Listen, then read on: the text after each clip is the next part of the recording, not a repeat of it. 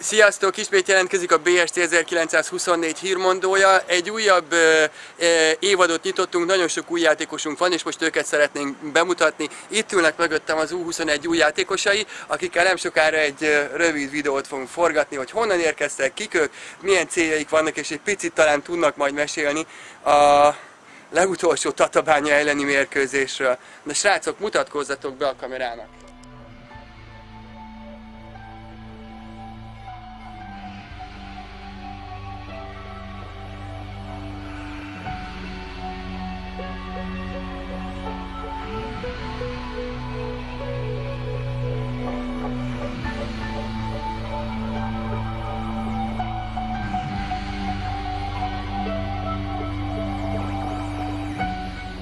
Sziasztok! Bencsik Károly vagyok, Ferencvárosból jöttem. Igazából ennyi. Milyen poszton játszol? Védekező középpályás a posztom. Ennyi szerintem elég lesz, majd lesz még a következő kérdés. Sziasztok, én Werner Márk vagyok, én a Vasastól érkeztem, és szélső támadó pozíciót játszok. Sziasztok, Vörös Fecó vagyok, én a Vasas Futball Akadémiáról jöttem, és jobb belső vagy bal belső hátvédet játszom. Sziasztok, én Sebestyén Balázs vagyok, de persze nem a műsorvezető, és én a Fradiból jöttem, és hátvéd vagyok, illetve jobb szélső, de ritkán játszok védekező középpályást is. Oké, köszönöm szépen. Figyelj srácok, az lenne a következő kérdés, hogy miért pont a Budaörsbe jöttetek? Miért ezt a csapatot választottátok?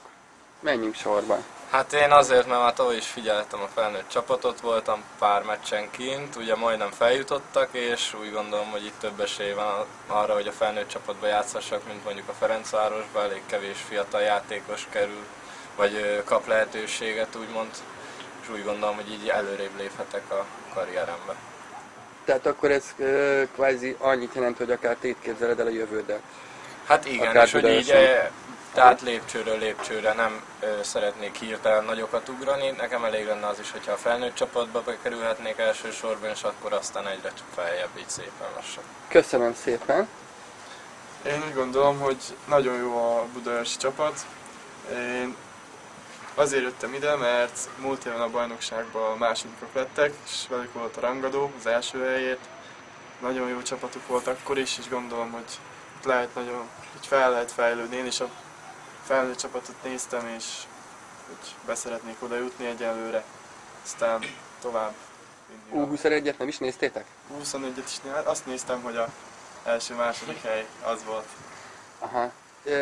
Ti nem játszottatok ellene, igen, mert ti nem a középpába játszottatok, ha jól gondolom. Vasas együtt volt velük. De, a Vasas igen, de ott több csapat van, te melyikben játszottál? Az a 21 másodosztály volt akkor. Tehát akkor te játszottál ellenünk. Aha, te játszottál, akkor már ismerted a csapatot. Fecó? Hát én tavaly fél évkor elhagytam a Ferencvárost, és különböző technikai okok miatt, meg különböző okok miatt nem tudtam idejönni. Én ide szerettem volna tartozni, csak az ottani szakosztályvezető és a vezetőség hát ott tartott. És hát én úgy gondoltam, hogy ide szeretnék jönni, de sajnos nem így lett. Ez a Fradiban egyébként, vagy ilyen, hogy mondjam, szóval ilyen komolyabb futballakadémiákon, ez egy komoly csapat lehetőség? Tehát, hogy valaki a Budaörshöz jöjjön? Nyilván utánpótlásba esetlegesen. Most ezt mindegyikötöktől kérdezem, tehát, hogy ez tényleg, ez nem csak nektek fordult meg a fejetekbe, hanem másoknak is, vagy ez... Szerintem más. Tehát hogy mérlegelik, milyen csapatnak tartják a Budaörsöt? Szerintem nagyon sok embernek nagyon jó véleménye van a Budaörsről, mert én több embertől hallottam a tavalyi idén során, hogy főleg az a U21-es csapatnak de egy nagy hírneve van, hogy jól játszanak. És hogy sajnos az első osztályú kluboknál nem nagyon figyelnek a játékosoknak a magánéletére, vagyis hogy mondjam, ezekre a lelki dolgokra, szóval elég hamar nagy töréseket. Sokan vannak? Egy ilyen akadémián? Hát nagyon hamar túl tudnak lépni egyes játékosokon, és ezért hatalmas törést tudnak. Aha. De akkor Balázs, még te keveset, hogy még ez mi motivál? Mondom, én több embertől hallottam a Budaörsöt, és aztán évvégén voltam is pár edzésen, beszéltem Zengával, és megnéztem a csapatot, és nagyon jónak találtam, és megörültem, hogy ez egy jó lehetőség, és akkor így kezdtem el, miután elmentünk nyári szünetre, így kezdtem a felkészülést, és ez a már több mint 6 hét alatt nagyon megszerettem a csapatot, és úgy érzem, hogy nagyon jó a csapathangulat, és abszolút látom minden esélyt abba, hogy itt a fejlődést, tehát hogy fejlődni tudjak. Milyen az edző? Te már azt mondod, hogy ismerted Zengát. Ti ismertétek Zengát? Én nem. Én is ismertem. És milyennek találjátok? Én régről ismertem. Én akkor ismertem még, mikor az első csapatnak a pályaedzője volt, és hát vagyis hát a másodedzője. És hát jó véleményeim voltak róla, mert szerintem nagyon ért a gyerekekhez, és nagyon is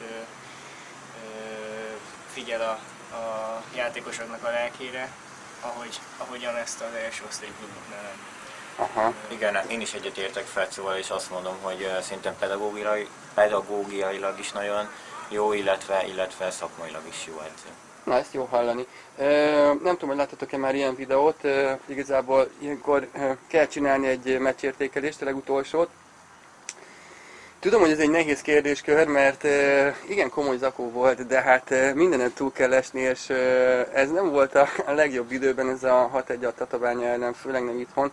De valamit azért meséljetek, hogy egyszerűen mi volt ez, ami aki kívülről látta, az kívül, aki bent játszott, az hogy milyen volt bent, hogy ez miért nem ment ez a meccs?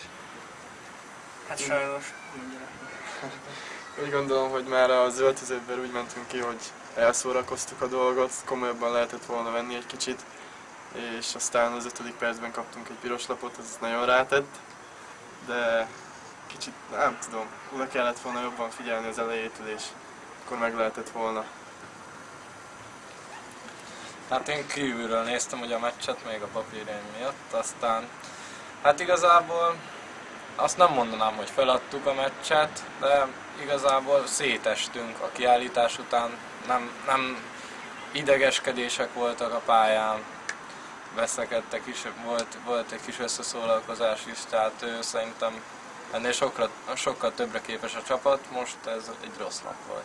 Mennyire lehet ezen túl lépni? Nyilván itt gondolok arra, hogy a hétvégén ugye már nektek is lesz meccsetek, mert most az előző hétvégén pihenő volt.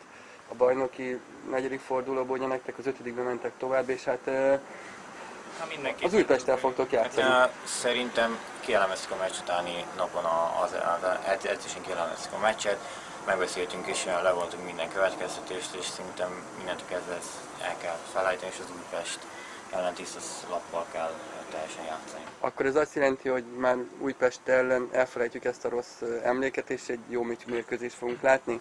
Hiszen a cél a dolgok. Jó, oké, utolsó kérdés, ez tényleg a legutolsó szokott lenni, menjünk sorba. Egy kedvenc játékost kérek, illetve egy kedvenc csapatot. Én Steven Gerrard és Liverpool a kedvenc csapatom. Köszönöm. Nekem Cristiano Ronaldo és a Real Madrid. FC Barcelona és Gerard Pipi. Nekem John Terry és Chelsea. Köszönöm szépen, srácok! Köszönjük. Köszönjetek el! Sziasztok! Sziasztok!